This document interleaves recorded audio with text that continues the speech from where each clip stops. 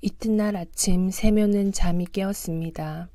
아이들은 아직 자고 있었고 아내는 이웃집에 빵을 빌리러 갔습니다.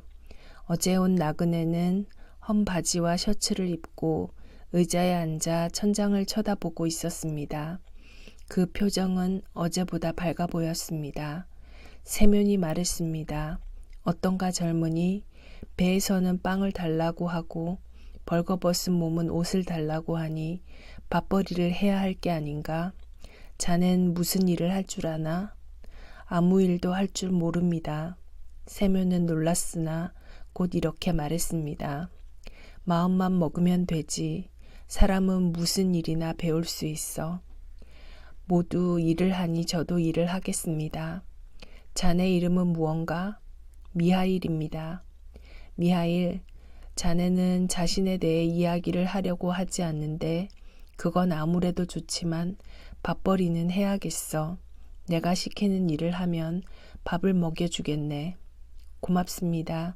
일을 배우겠습니다. 제가 할 일을 가르쳐 주십시오.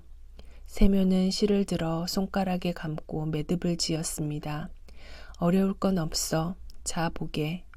미하일은 가만히 들여다보더니 얼른 배워 손가락에 실을 감아 매듭을 지었습니다. 이번에는 세면이 실 삶는 법을 가르쳐 주었습니다. 미하일은 그것도 곧 배웠습니다. 다음에는 가죽 다루는 법과 깁는 법을 가르쳐 주었습니다. 미하일은 그것도 얼른 배웠습니다. 세면이 무슨 일을 가르치든 미하일은 얼른 배웠습니다. 그리하여 사흘째부터는 오랫동안 구두를 만들어 온 사람처럼 일을 하기 시작했습니다. 그는 열심히 일만 하고 밥은 조금밖에 먹지 않았습니다. 쉴 때에는 잠자코 천장만 쳐다보았습니다. 밖에 나가는 일도 없었고 쓸데없는 말을 하지도 않았으며 농담도 안 하고 웃는 법도 없었습니다. 미하일이 웃는 모습을 본 것은 그가 처음 오던 날 마트료나가 밥상을 차려 주었을 때뿐이었습니다. 신사는 몸을 굽히고 집 안으로 들어섰습니다. 구부린 몸을 펴자 머리는 거의 천장에 닿을 정도였고 몸은 방 안을 가득 채울 것만 같았습니다. 세묘는 일어나서 인사를 하며 신사를 보고 놀랐습니다. 그는 지금까지 이런 사람을 본 적이 없었습니다. 세면 자신과 미하일도 마른 편이고 마트료나는 명태처럼 바싹 여위였는데 이 신사는 다른 나라에서 온 사람 같았습니다. 얼굴이 뻘겋고 기름이 흘렀으며 목은 황소만 하였고 온몸은 무쇠로 되어 있는 것만 같았습니다. 신사는 후유하고 코트를 벗고 의자에 앉으며 말했습니다. 구두방 주인이 누구지? 세면이 나서며 말했습니다. 제가 주인이옵니다, 나리. 신사는 자기가 데려온 젊은이를 향해 소리쳐 불렀습니다. 이봐, 페티카, 물건을 이리 가져와. 젊은이는 작은 보자기를 가지고 달려왔습니다. 신사는 보자기를 받아 책상 위에 놓으면서 말했습니다. 끌러. 그러자 젊은이가 보자기를 끌렀습니다. 신사는 손가락으로 가죽을 찌르며 세면에게 말했습니다. 이봐, 이 가죽 보이지? 예, 나리. 이게 무슨 가죽인지 알겠어? 세면은 가죽을 만져보고 나서 말했습니다. 좋은 가죽이옵니다. 그야 물론 좋은 가죽이지. 너 같은 바보는 아직 이런 가죽을 못 보았을 거다. 이건 독일제인데 20루블이나 줬어. 세묘는 겁을 집어먹고 말했습니다. 우리 같은 사람이 어디서 그런 걸 구경하겠습니까? 그렇겠지. 자네 이걸로 내 발에 맞는 장화를 만들 수 있겠나? 그럼요, 나리. 신사는 세면에게 큰 소리로 말했습니다. 만들 수 있다고 했겠다. 하지만 알아둬. 내가 누구의 장화를 어떤 가죽으로 만드는지. 나는 1년을 신어도 모양이 변치 않고 솔기가 터지지 않는 장화를 원해. 할 수 있으면 가죽을 자르고 할 수 없으면 그만두고 자르지 마. 미리 말해두는데 1년 안에 장화 모양이 변하거나 솔기가 터지면 너를 감옥에 쳐넣을 거야. 그 대신 1년이 되어도 모양이 변하지 않고 실밥이 터지지 않으면 만든 값으로 10루블을 주지. 세묘는 겁이 나서 어떻게 대답해야 좋을지 몰랐습니다. 그는 미하일을 돌아보았습니다. 그리고 팔꿈치로 쿡 찌르며 귀옛말로 물었습니다. 맡을까? 미하일은 맡으라고 머리를 끄덕였습니다. 세묘는 미하일의 말을 듣고 1년 안에 모양이 변하지도 실밥이 터지지도 않는 장화를 주문받기로 하였습니다.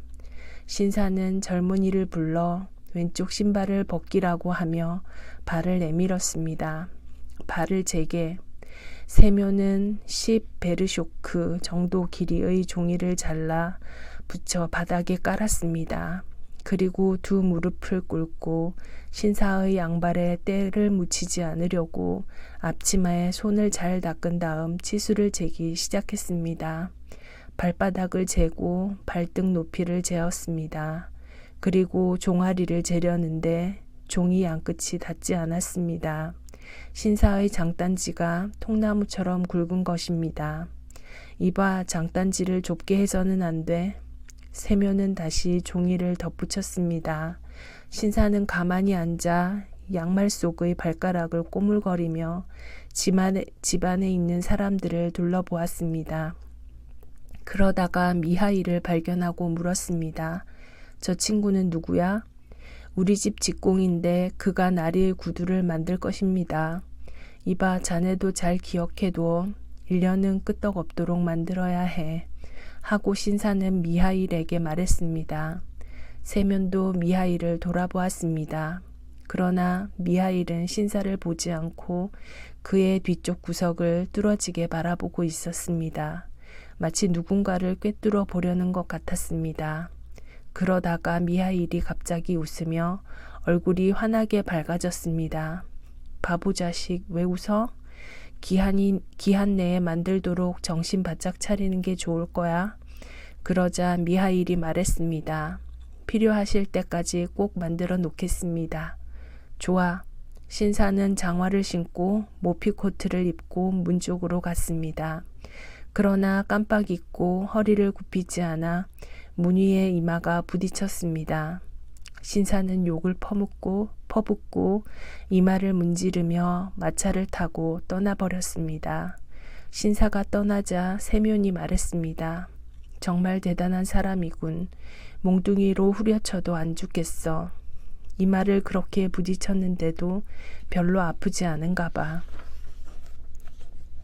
그러자 마트류나가 말했습니다. 저런 생활을 하는데 어찌 살이 찌지 않겠수? 저승사자도 저렇게 튼튼한 사람은 못 잡아갈 거예요. 세묘는 미하일에게 말했습니다. 일을 맡기는 했지만 우리에게 불행한 일은 없어야겠는데 가죽은 비싼데 날이 성질은 불같으니까 말야. 실수를 하지 말아야 할 텐데 자네는 나보다 눈도 밝고 솜씨도 좋으니까 발젠 것을 자네에게 맡기겠네. 가죽을 재단하도록 하게. 나는 겉가죽을 꿰매도록 하지. 미하일은 세면의 말대로 신사의 가죽을 받아들고 탁자 위에 펼쳐 두 겹으로 포갠 다음 칼을 들고 자르기 시작하였습니다. 마트료나는 미하일의 곁으로 가서 그가 재단하는 것을 보다가 무슨 일을 저렇게 하나 하고 깜짝 놀랐습니다. 마트료나는 장화 만드는 일을 많이 보아 익숙한데 미하일은 장화 모양과는 달리 가죽을 둥글게 자르고 있었던 것입니다. 마트료나는 한마디 하려다가 속으로 생각했습니다.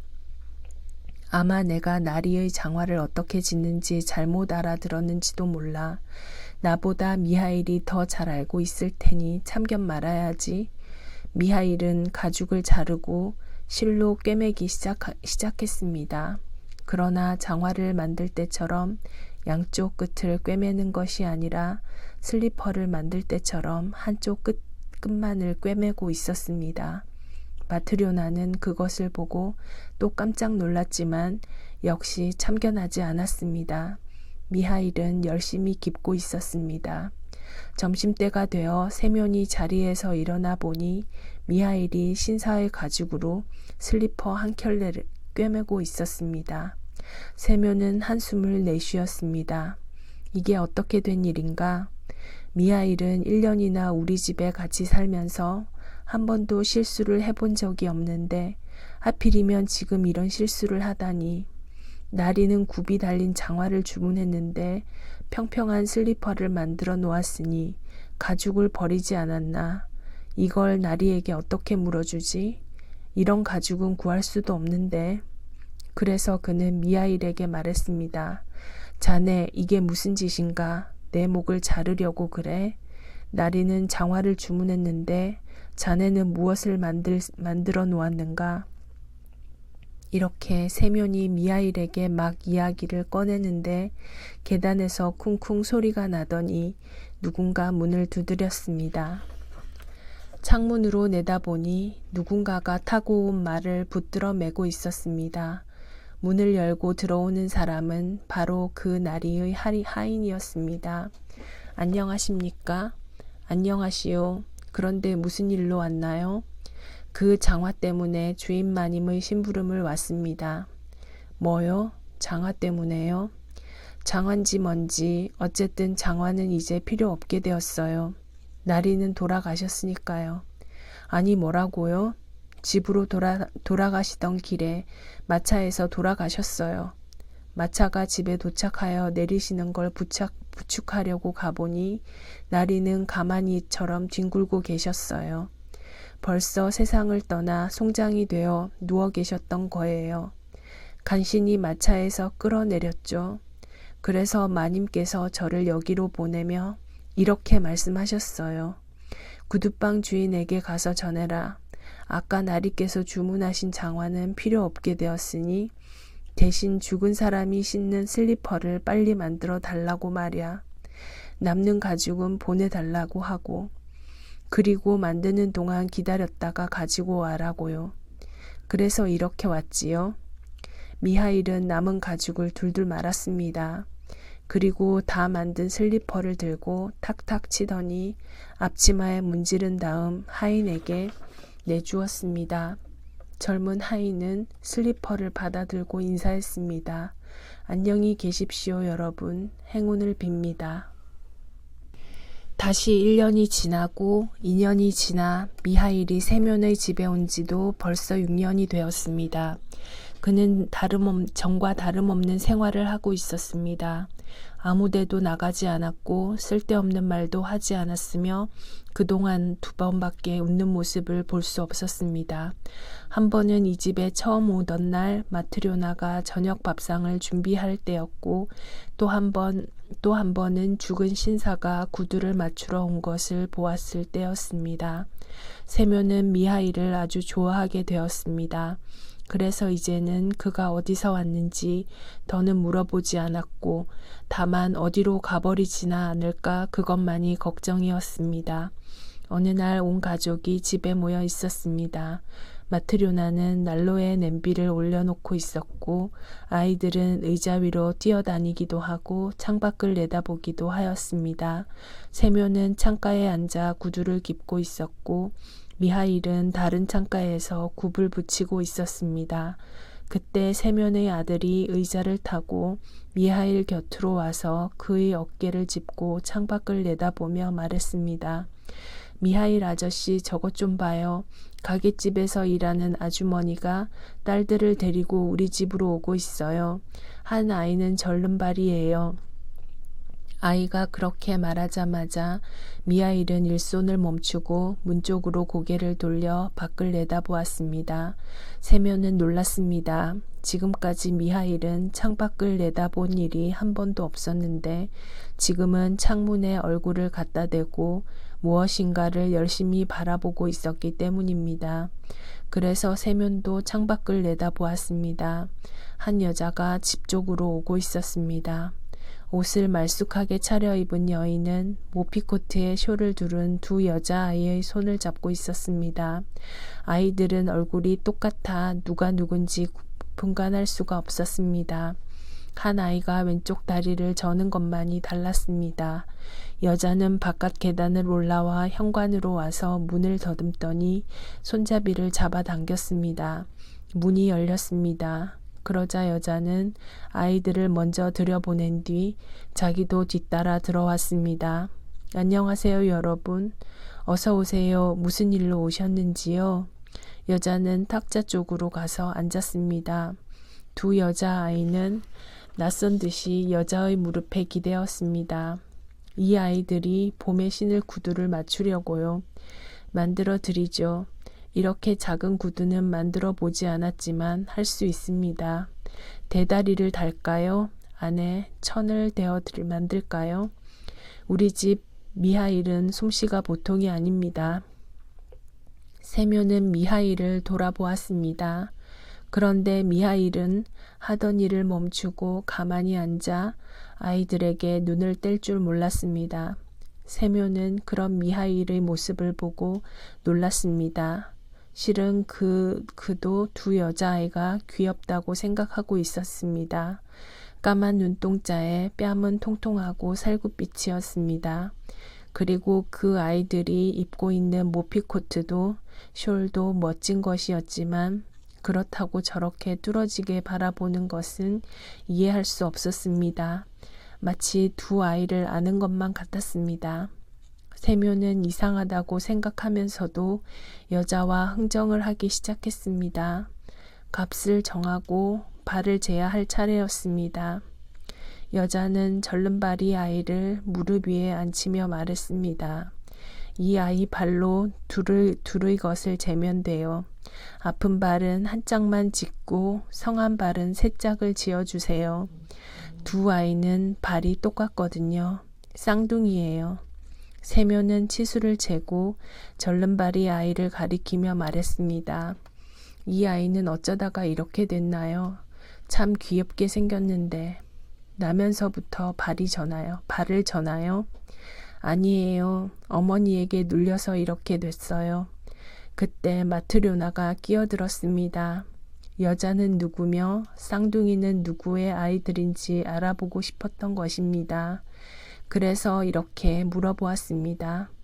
그럼 부인은 이 애들의 엄마가 아닌가요? 나는 애들의 친어머니도 아니고 친척도 아니에요. 생판 남인데 얘들을 양딸로 삼았어요. 자기가 낳은 아이도 아닌데 정말 귀여워하시네요. 그럴 수밖에 없지요. 내 저주로 키웠으니까요. 나도 자식이 있었는데 하느님이 데려가셨어요. 그 아이는 가엾은 생각이 들지 않았는데 얘들은 정말 가엾어요. 얘들은 대체 네 집 애들인데요.